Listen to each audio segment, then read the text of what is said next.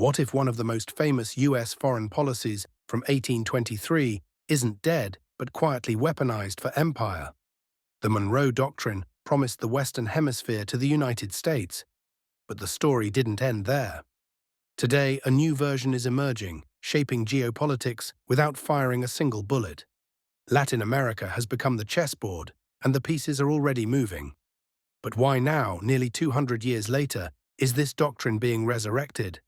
What does it mean for countries like Venezuela, Cuba, and Nicaragua? And who truly benefits from this quiet reclamation? History, it seems, has a way of repeating itself in upgraded form. The question is no longer whether America will act, but how subtly it will do so. Every empire faces the same temptation: expansion disguised as security. The Monroe Doctrine was never just a policy, it was a blueprint for power. But few realize the modern iteration goes far beyond military might.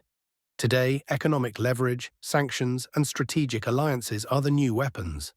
The West has often underestimated the art of quiet empire. The new Monroe Doctrine doesn't need wars to bend nations to its will. It moves invisibly, like water carving a canyon over decades. And in its path, rival powers like China and Russia are forced to respond. Latin America becomes more than a continent. It becomes a test lab for modern imperialism. And if history is a guide, those who ignore the warning are doomed to repeat the consequences. So buckle up. We're about to trace the lineage, the strategy, and the hidden gears of a doctrine reborn.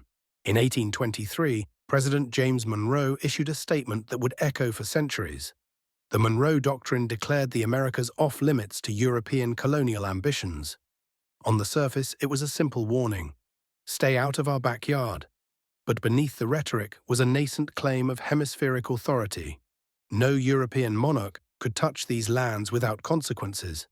At the time, the US lacked the military power to enforce such threats. Instead, it relied on Britain's naval strength as a deterrent. Europe interpreted it cautiously, but the message was clear: the Americas belonged to the Western Hemisphere. Critics called it naive. Supporters saw the beginning of American influence. It was less a law than a declaration of intent, a symbolic claim to power. The doctrine promised protection for fledgling Latin American republics. Yet the irony was that protection often masked self-interest. The seeds of modern empire were planted under the guise of liberty. For decades, the doctrine remained largely theoretical, referenced but rarely enforced. Still, it shaped every US interaction with its southern neighbors. Treaties, interventions, and trade agreements all traced back to this principle. And the map of influence quietly began to expand. The Americas were slowly being framed as a US sphere of authority. It was history's first whisper of a policy that would grow stronger over centuries. But the story of expansion was only beginning, hidden behind lofty words. The Monroe Doctrine sounded noble, but its reality was far more strategic.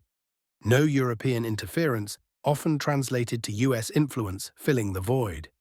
Newly independent nations like Venezuela, Mexico, and Colombia became laboratories of American diplomacy. Economic interests quietly shaped which governments thrived and which stumbled. The doctrine's language gave moral cover for intervention. Merchants, bankers, and industrialists began eyeing Latin America as untapped markets. And the promise of sovereignty was selectively applied, depending on US needs. Military force was rarely needed. Coercion came through loans, treaties, and alliances. This strategy set a precedent for covert control. The Monroe Doctrine was less a shield and more a blueprint for influence. Over time, the US learned how to project power without outright war. Diplomacy became a weapon, trade became leverage. Every handshake and treaty carried the weight of potential coercion. Latin America was simultaneously sovereign and under surveillance. History often remembers the doctrine as defensive, but its impact was offensive in practice. The lesson: true power doesn't always announce itself with cannons. It flows subtly, from economy to politics to culture, and the hemisphere became a proving ground for these techniques. What started as a warning to Europe evolved into a playbook for hemispheric dominance. The stage was set for centuries of quiet empire building. By the early 1900s, words were no longer enough. Theodore Roosevelt expanded Monroe with the famous Big Stick policy. The US claimed the right to intervene in Latin America to maintain order. Cuba, Panama, Nicaragua, no nation was entirely safe from scrutiny. Military action became a tool of diplomacy, not just defense. The Panama Canal was constructed under this principle, asserting strategic dominance. Latin America became a laboratory of American interventionism. The doctrine transformed from warning to active management. Governments were propped up or toppled depending on U.S. interests. Dollars and troops were interchangeable instruments of control. International law became a flexible tool for empire. The big stick was a message. Influence backed by force is more persuasive. History repeated itself in cycles of intervention and diplomacy. And the message to the hemisphere was clear. The U.S. was watching. Latin American leaders learned that sovereignty had limits. Trade concessions, debt agreements, and political deals became common leverage points. The Monroe Doctrine had evolved into a regional strategy, and the region took notice. Every rebellion, uprising, or crisis was an opportunity to assert influence. Empire rarely announces itself. It maneuvers patiently, like a predator. The Roosevelt Corollary was the first major step toward the modern new Monroe Doctrine. The Monroe Doctrine seemed like a relic of the past, but recent decades proved it's far from dead. Policymakers quietly revived its principles under the guise of hemispheric security. Latin America, long neglected, returned to the center of U.S. strategic planning. Think tanks, intelligence agencies, and Wall Street quietly coordinated influence operations. Presidents from both parties referenced Monroe in speeches, hinting at renewed vigilance. The doctrine became less about stopping Europe and more about controlling outcomes. Covert interventions, sanctions, and financial pressure became the modern arsenal. Venezuela and Cuba were no longer anomalies. They became laboratories of a silent empire. The old warning had evolved into an active blueprint for dominance. Diplomacy now operates as a weapon, sometimes stronger than tanks or missiles. The U.S. learned that influence could be expanded without public conflict. Latin American leaders quickly realized that sovereignty often came with invisible strings. Aid packages and investment agreements became double-edged swords. The threat of economic collapse or international isolation is wielded as silently as the big stick, and the hemisphere began to notice subtle shifts in power dynamics. Countries once distant from U.S. interests now felt its reach in commerce and politics. Modern Monroe strategies blur the line between defense and control. Every action, public or secret, reinforces a hemispheric hierarchy. The question becomes, is this protection or a prelude to deeper control? And as we move forward, the doctrine's invisible gears spin faster than ever. In 2025, the National Security Strategy quietly labeled Latin America a core U.S. focus. The language emphasized strategic influence rather than overt aggression. Venezuela, Nicaragua, and Cuba were cited as critical zones of interest. Policy planners framed economic measures as defensive moves, but they are offensive in effect. The document outlined sanctions, trade leverage, and covert funding as main tools. The new doctrine is a modern chessboard, with economic pawns advancing silently. Banks, energy companies, and logistics networks act as instruments of policy. Every trade embargo is calculated to bend political decisions without confrontation. Latin American leaders increasingly operate within invisible boundaries set by Washington. Decisions once made independently now face scrutiny from foreign capitals. The U.S. frames its actions as support for democracy, masking control motives. And yet opposition forces, aligned with China and Russia, view these maneuvers as neo-colonial. Every statement, treaty, and economic action has a hidden agenda. The strategy is subtle, patient, and relentless, designed to last decades. Latin America is not a battlefield of bombs, but of dollars and influence. Countries comply, resist, or adapt, but always under the shadow of U.S. oversight. It's a reminder that modern power often wears a velvet glove over an iron fist. This document is the roadmap for a doctrine reborn. And it signals to allies and rivals alike. The hemisphere is being quietly reshaped. History is repeating, but this time the methods are invisible and the stakes are global. Analysts have begun calling this modern strategy the Monroe Doctrine, blending old principles with new tactics. Named after Trump-era policy adaptations, it signals a proactive approach to influence. Unlike the original, it emphasizes economics, media, and soft power alongside military readiness. Venezuela became the first test case, revealing how sanctions can reshape an entire economy. Cuba's alliances were examined and subtly manipulated through international channels. Nicaragua's political leadership faced pressure through international funding cuts. The doctrine's genius lies in invisibility, power exerted without firing a single bullet. Every policy is layered with multiple objectives: influence, profit, control. Latin American elites quickly understood that cooperation was often the safer path. Resistance is met not with war, but with carefully designed consequences. The Monroe Doctrine isn't written in treaties, but in financial spreadsheets. It's a quiet empire, expanding through commerce, diplomacy, and subtle intimidation.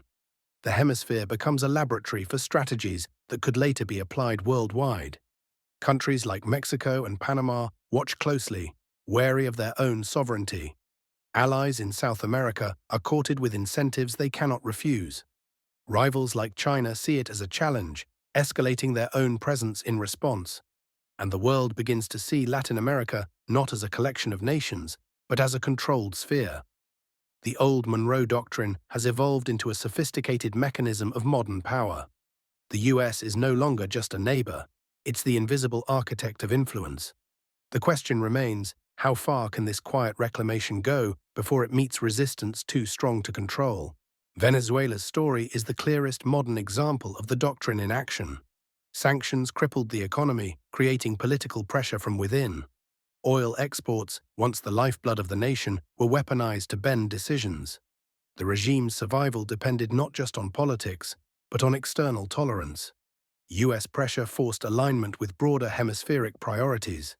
Banks and financial institutions played a pivotal role in restricting access to global markets. Every shipment of crude or cash became a calculated lever of control.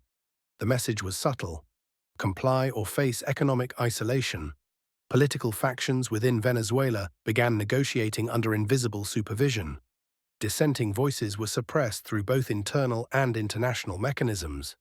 The strategy showcased the effectiveness of non-military dominance.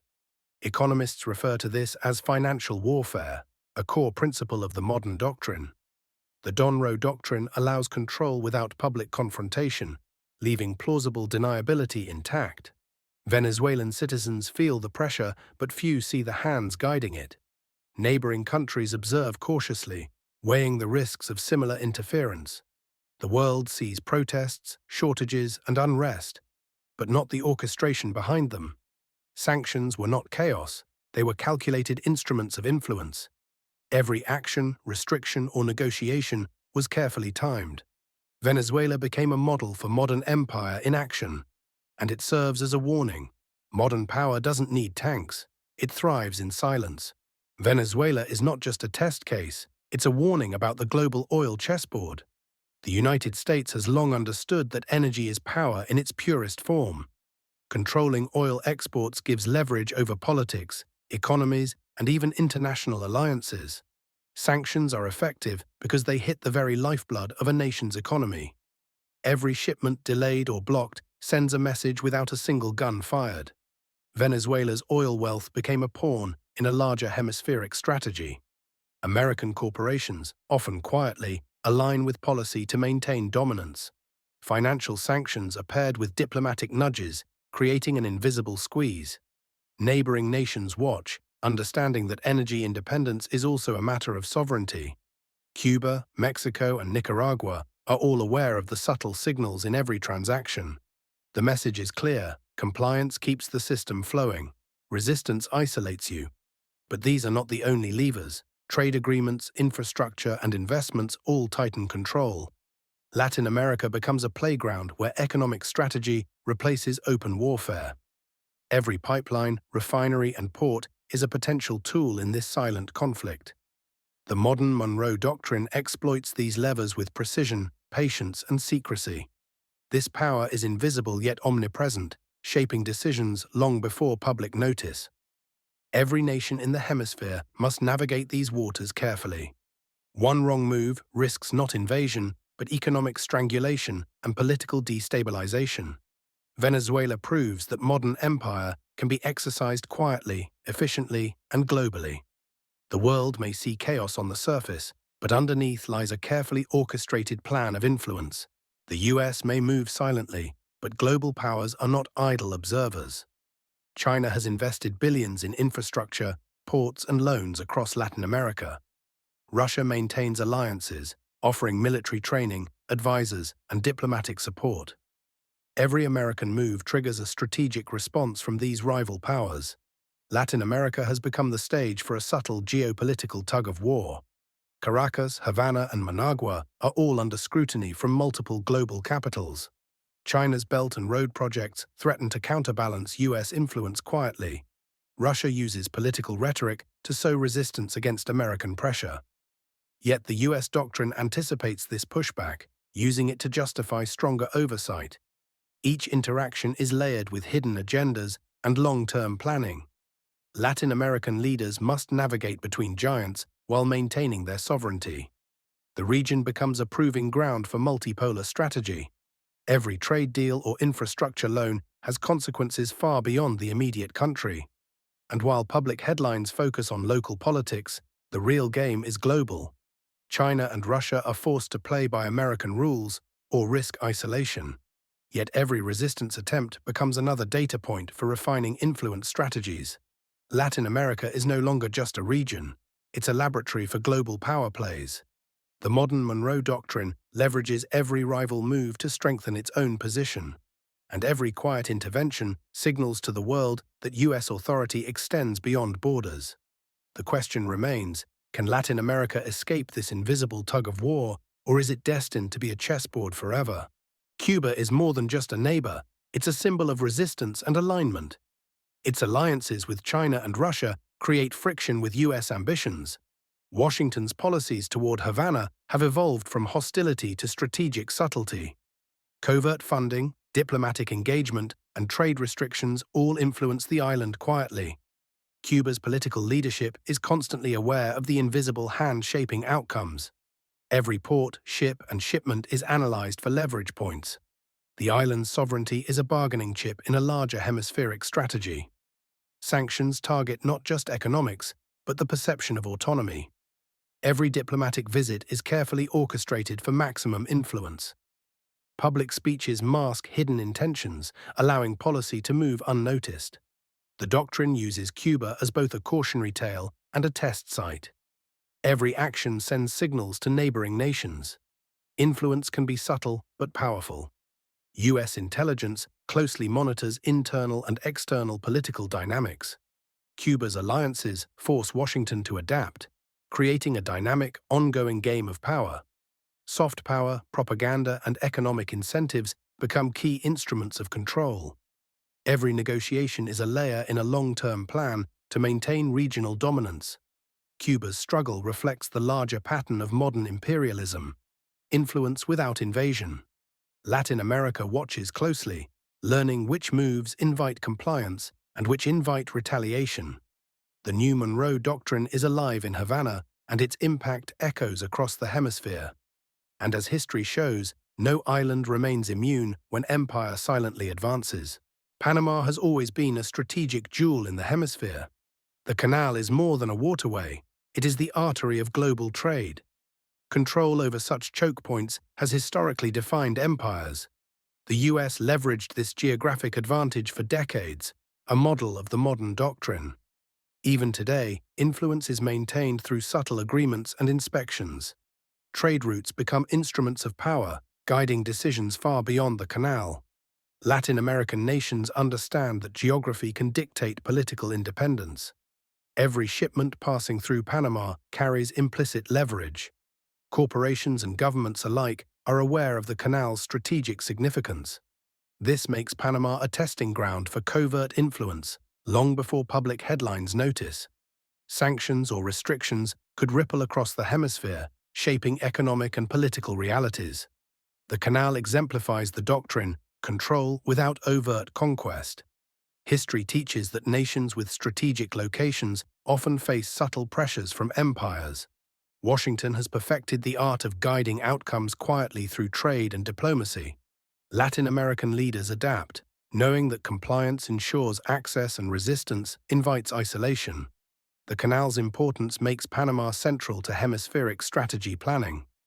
Every international treaty, infrastructure upgrade, or military visit is calculated for long-term influence. Panama becomes a microcosm of empire, strategic, patient, and invisible. Lessons learned here ripple into Venezuela, Nicaragua, and beyond. The new Monroe Doctrine thrives in locations where history, geography, and influence intersect. Nicaragua's political landscape is another testing ground for subtle control. Economic aid and infrastructure investments quietly dictate national priorities. Mexico, with its proximity to the US, faces constant monitoring. Trade agreements are carefully designed to align with American strategy. Both nations understand that sovereignty exists only within invisible boundaries. Political leaders negotiate under the unseen gaze of Washington. Resistance comes at a cost, from economic slowdown to international isolation. The doctrine operates like a silent hand, guiding policy without overt confrontation. Every public announcement is layered with hidden implications. Banks, corporations, and media all act as instruments of influence. Nicaragua and Mexico serve as examples of how subtle coercion shapes national decisions. Soft power is used as much as hard power, often with greater effect. Public compliance hides the deeper manipulation behind the scenes. Every trade, loan, and diplomatic interaction reinforces hemispheric hierarchy. The new Monroe Doctrine doesn't rely on threats, it relies on anticipation. Leaders must act as if independent while being subtly guided. The US achieves its objectives without ever overtly dictating terms. These nations illustrate the art of quiet empire at work. Observers worldwide note the effectiveness of influence over force, and the region learns that sovereignty is often a carefully negotiated illusion. China's influence is growing across ports, infrastructure, and finance. Latin America becomes the arena where US and Chinese strategies collide. Investments in energy, railroads, and telecommunications strengthen Beijing's foothold. The US watches closely, interpreting every move as a potential challenge. Trade agreements and loans act as levers of influence for both powers. Latin American nations must navigate between two giants, balancing interests carefully. Every new Chinese port, factory, or loan triggers strategic recalibration. Economic incentives shape decisions as much as military presence ever could. The new Monroe Doctrine evolves to counter these moves without direct confrontation. Washington uses financial, diplomatic, and intelligence tools to maintain leverage. Influence is exerted invisibly behind layers of legal and economic frameworks. Countries in the region are caught in a delicate dance of compliance and autonomy. Rival investments create friction, opening doors for further intervention. China and the US are locked in a silent struggle for hemispheric dominance. Every agreement and project carries strategic implications beyond immediate benefits. The doctrine anticipates each rival move, turning opposition into opportunity. Latin America becomes a chessboard where each piece has multiple hidden purposes. Policymakers in Washington treat economic engagement as both shield and sword. The subtlety of modern empire contrasts sharply with the obvious military campaigns of the past, and history reminds us that influence exercised invisibly is often more enduring than force. Russia has long sought to expand influence in the Americas, challenging US dominance. Moscow provides military training, arms, and advisors to key allies. Every Russian move is calculated to test Washington's limits. The new Monroe Doctrine incorporates these challenges into long-term strategy. Latin America becomes a site for proxy influence without outright war. Economic partnerships, media campaigns, and political alliances extend Russia's reach. The US counters quietly, using sanctions and financial leverage to limit exposure. Every nation caught between these powers faces subtle coercion. Policy decisions are rarely independent. They are part of a layered global game. Diplomatic statements often mask deeper strategic maneuvers. Russia's presence forces the US to refine the doctrine continuously. Covert operations, lobbying, and trade restrictions are tools of modern empire. Latin American leaders quickly learn which alliances are beneficial and which invite consequences. Every move is scrutinized, calculated, and often countered invisibly. The region becomes a proving ground for multipolar influence. Russia tests, the US adapts, and the hemisphere feels the tension. Modern empire thrives in these invisible tug-of-wars, shaping outcomes subtly. The doctrine ensures that even rival presence can be manipulated to American advantage. Power is exercised quietly, yet the consequences ripple loudly, and the hemisphere remains a living laboratory for strategy, patience, and influence. Latin America is no longer isolated. It's a microcosm of global competition. US, China, and Russia each play overlapping, silent games of influence. Every trade agreement, loan, and treaty carries hidden stakes. Sovereignty becomes a negotiable commodity, subtly constrained by power dynamics. The doctrine ensures the US remains the invisible arbiter of outcomes. Rival powers attempt to disrupt, but each reaction is anticipated and countered. The hemisphere becomes a chessboard where pieces move in unseen patterns. Strategic infrastructure, energy resources, and military access points are leveraged simultaneously. No nation acts entirely independently. Global oversight shapes even local decisions. Media narratives and diplomatic statements mask true intentions. Latin America's conflicts are simultaneously local and global. The doctrine operates like a meta-strategy, integrating economic, political, and social levers. Every coup, protest, or election can be influenced without overt interference. Power is exercised in the shadows, shaping the visible surface. Regional alliances are constantly tested, strengthened, or weakened as needed. The US adapts to rivals' moves, ensuring influence remains dominant. Latin America becomes the proving ground for modern multipolar strategies. Every action reinforces hierarchies, dependencies, and leverage points. The new Monroe Doctrine ensures that even a distant hemisphere is never truly independent. And history repeats itself. Empire may not march with armies, but it always expands. Economic manipulation has replaced direct military campaigns as the primary tool of control. Sanctions, tariffs, and selective aid shape decision-making subtly but decisively. The modern Monroe Doctrine relies on financial influence rather than bullets. Venezuela's oil industry became a strategic weapon, demonstrating this principle clearly. Mexico's trade agreements are guided by invisible calculations of leverage. Nicaragua's development loans are structured to maintain alignment with hemispheric goals. Latin American banks, corporations, and investment firms act as extensions of policy. The doctrine ensures that compliance is rewarded and resistance punished economically. Even public perception is shaped through selective media coverage and international messaging. Countries quickly learn that sovereignty has limits when financial levers are controlled externally. Policy decisions are guided by economic consequences before political ones. Soft power, incentives, and sanctions create a layered system of influence. Investments appear voluntary, but often carry obligations to align with American strategy. Strategic projects are quietly monitored and outcomes adjusted as needed. The hemisphere is subtly reshaped through markets, resources, and trade networks. This silent strategy can achieve what armies once attempted openly. Nations comply, negotiate, or adapt, but always within the framework of influence. Economic power becomes the most durable form of control. Modern empire thrives where money flows and sovereignty bends. The doctrine proves that the invisible hand of empire is often stronger than its visible fist. Influence today relies on persuasion, not just coercion. Media campaigns, cultural diplomacy, and educational exchanges shape perceptions quietly. Hard power, military presence, remains a background threat, rarely the first instrument. Soft power guides decisions before hard power is needed. Trade networks, resource access, and financing create subtle dependencies. The doctrine uses these dependencies to predict behavior and encourage alignment. Public speeches and treaties act as signals, not instructions. Compliance is rewarded with investments, partnerships, and favorable trade.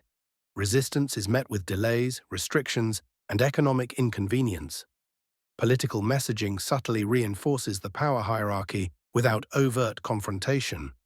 Regional media shapes narratives, often amplifying U.S. influence. Cultural exchanges reinforce strategic relationships and ideological alignment.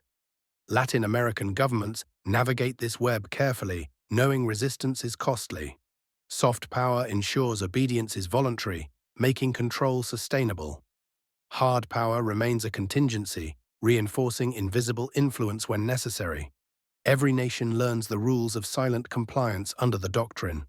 The balance between persuasion and coercion is constantly recalibrated. Influence is layered, visible, invisible, and nearly imperceptible. Empire now moves like water, shaping landscapes without breaking the surface. And the lesson is clear. True power is exercised quietly, subtly, and strategically. Latin America is being reshaped into spheres of influence dictated by global power dynamics. The new Monroe Doctrine quietly defines the limits of autonomy. Borders remain, but policy decisions are often pre-negotiated by external powers. Economic dependencies ensure alignment with strategic objectives. Political leaders navigate a complex web of incentives, sanctions, and rival pressures. China and Russia attempt to create counterbalances, but U.S. strategy anticipates every move. The doctrine ensures Washington remains the silent arbiter of outcomes. Trade, finance, and infrastructure become invisible chains linking nations to hemispheric strategy. Every election, negotiation, and policy announcement is subtly shaped by these dynamics.